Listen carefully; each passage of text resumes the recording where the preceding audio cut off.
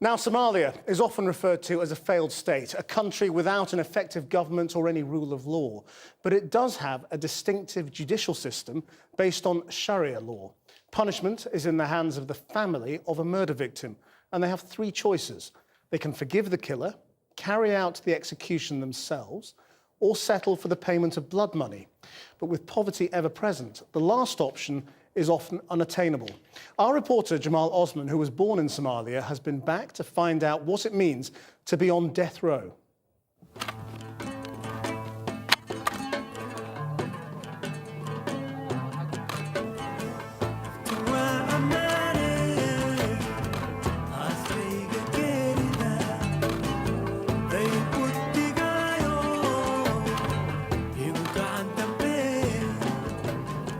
It's the only thing that looks alive in this dusty cemetery.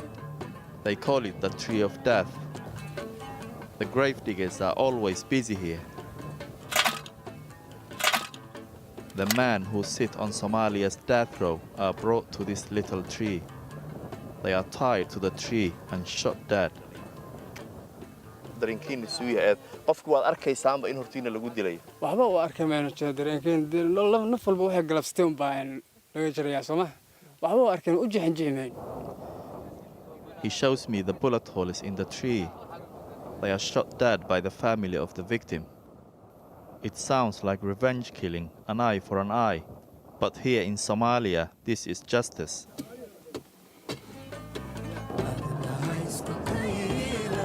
I wanted to find out more about what it means to be on death row in Somalia.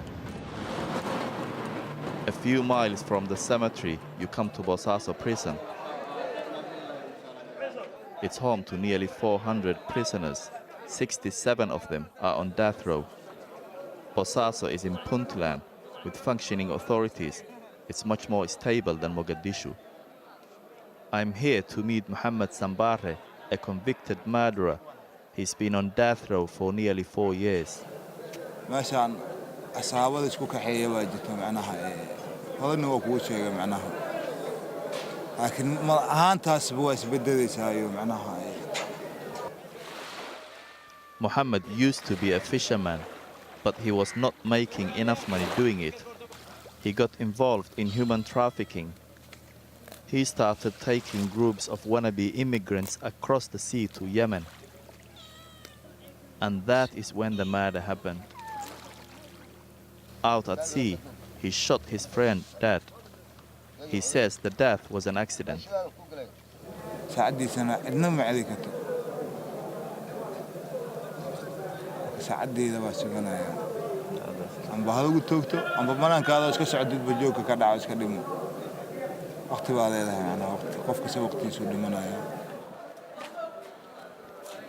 Our time was up for now.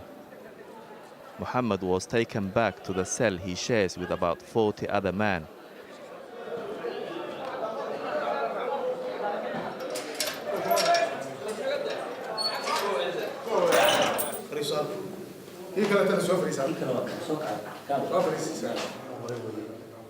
This is the courtroom where Mohammed was sentenced to death.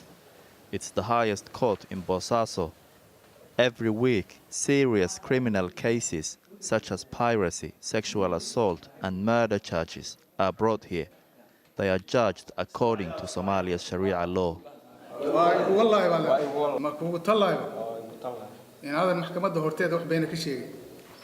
And this is the judge who sentenced Mohammed to death, Sheikh Adam Ahmed.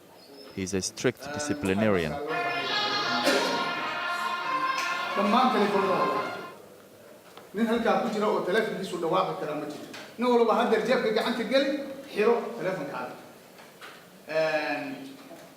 In court today, Ismail Sheikh is on trial for murdering his wife.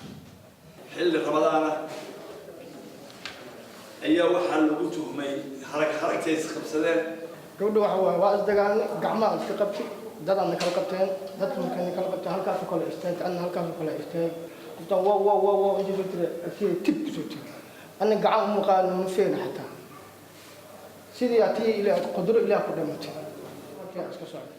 أنت قفك ولي دمك أوديك مرحومك إسكله ayaa iskale kelimadul waxiidka kelimada ugu dambaysa isaga iskale haddii uu yiraahdo waa dilanayaa xukunku markuu ku dhaco waxa loo taagaa iyadoo loo soo hogaaminayo meesha dadka lagu toogto ayaa loo taagaa. This judicial concept is called qisas, and Muhammad, back on death row, is caught in it. He spent the past 4 years waiting for his victim's family to make up their minds. Qisas in Sharia law means literally equal retaliation, and it states that the murder victim's family decide the fate of the murderer. They can carry out the execution, or they can choose to pardon him, or they can demand blood money. The negotiations can go on for years, but in Muhammad's case, the negotiations are breaking down. I am traveling to a village 100 miles south of Bosaso to meet the man who will eventually determine to free or execute Muhammad. His name is Ali Faras, and he is the father of Mahmoud, the man Muhammad shot dead on the boat. He's very much the patriarch of the family. A former military man, Ali Faras trained in Moscow in the 1960s and then retired to take up a more peaceful life as a camel herder. His son Mahmoud was just 21 when he was murdered.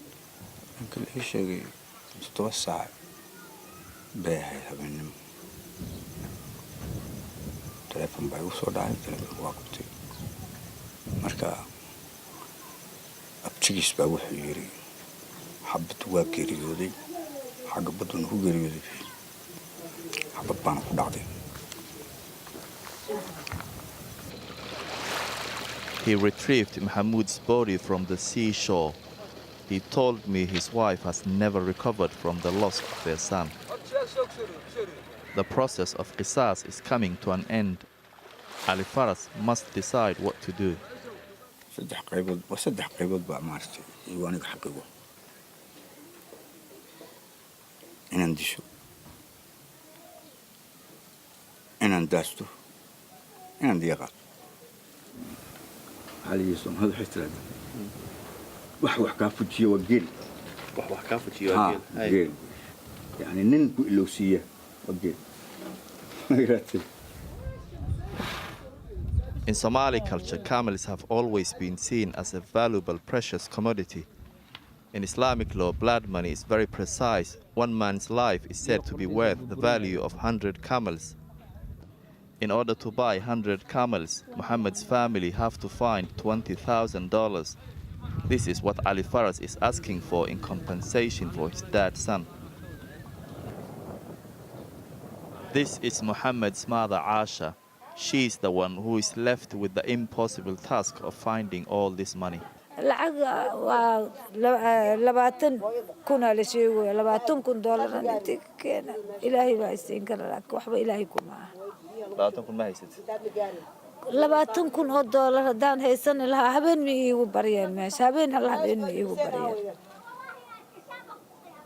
waxay keenaan tobannahay aan ka hadlo أنت أساساً كنت بكفينه. $20,000 ku xiranta wiilkeyga noloshiisa. Tii Ilaahay ka soko $20,000 ku xiranta. Hadii la waayana? Hadii la waayo isna waa la waayay. Hooyo goorma kugu dambaysa? hooyo wallahi 4 isbuuc baa ugu dambeysay kuwii wasaa. Maxaa ku soo baqan markaa? dadaf aawid ana wax la'aan baa jirta. abata macnaha waxba ay weyn wax isaga maxaa ka aadaysaa. But today, Muhammad's mother is visiting him, carrying a bag of little gifts for her son. Asha is 60 years old and is struggling financially. Never mind the blood money, she can't even pay her rent.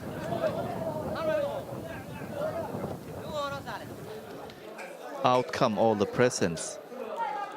There are packets of dates, biscuits, soap, and of course, some clean clothes for her son.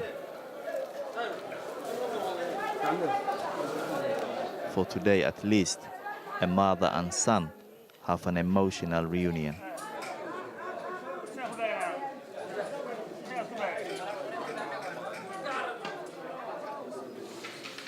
Meanwhile, back in the court, everyone is waiting for the verdict. ismaaciil sheekh raage ninkaas oo lagu soo eedeeyay dil islaantiisa ah laakiin booliska iyo xeer ilaalintuba ay oo mawdkii rabbi xagiisa ka xukmay ay gabadhaas u dhimatay ninkaas maxkamaddu waa sii daysay xorriyadiisa way u sii daysay. So there is relief for Ismail. But back on Bosaso's death row, things are less optimistic. toban maxay tahay 20 meedada meesha jiifa dhinacii ninkii xigay wala baxay kii garb soo toogtay maanta sabab adduunka sababani.